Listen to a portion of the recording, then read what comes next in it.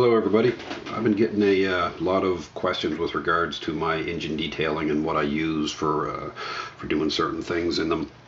On Project Salt Flats, I put a lot of detail into the engine, and people are asking about the connectors that I used to simulate the red and blue fasteners that are on racing engines and whatnot.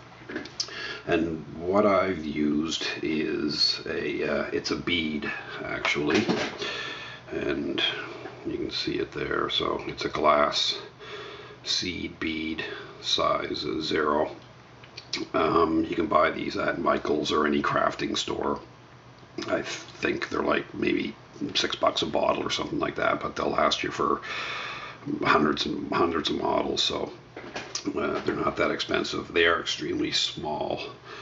So I don't know if you guys can get a good look at that. It actually beads on wires. Now they're not octagon shaped like the actual ones, but you're not going to notice that when you look at it from a distance.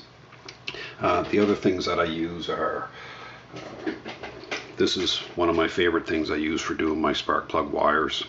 So it's a brass 28 gauge wire. It bends very easily. It takes paint really well. So if you want to do yellow or red wires or whatever you want to do, but it works really well for simulating spark plug wires.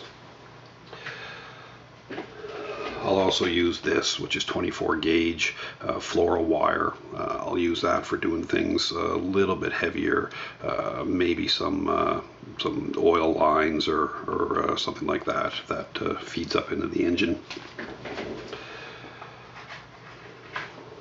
I also found these, and these are great for doing detailing and running electrical wires and whatnot.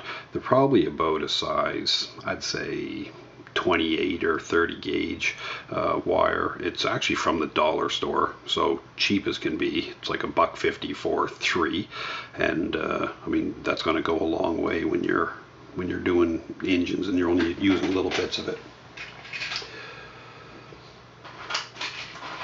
So I also use this. So this is beadalon or medallion or whatever you want to call it wire. It's German style wire. So this is a smooth 24 gauge and 26 gauge.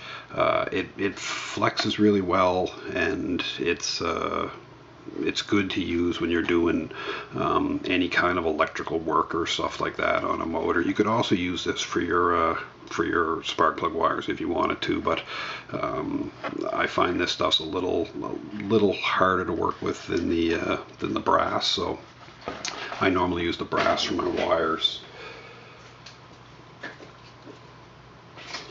I also have this here, which I will use for doing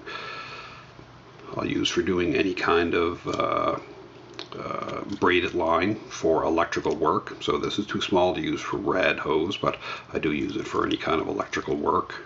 Again, you can get this at Michael's.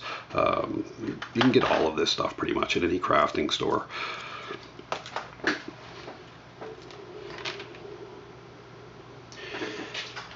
And this is what I use for my rad hose, my radiator hose.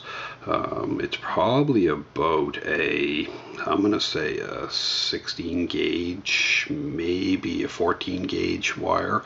And what it is actually is cable for hanging pictures. So if you go to any framing store, crafting stores will have it.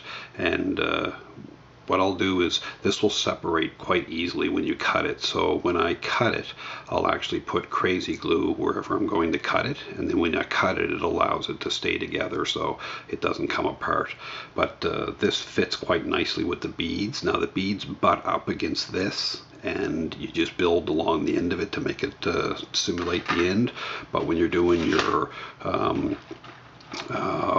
fuel lines like you see here, so the fuel lines are actually beaded right onto the bead coming up around.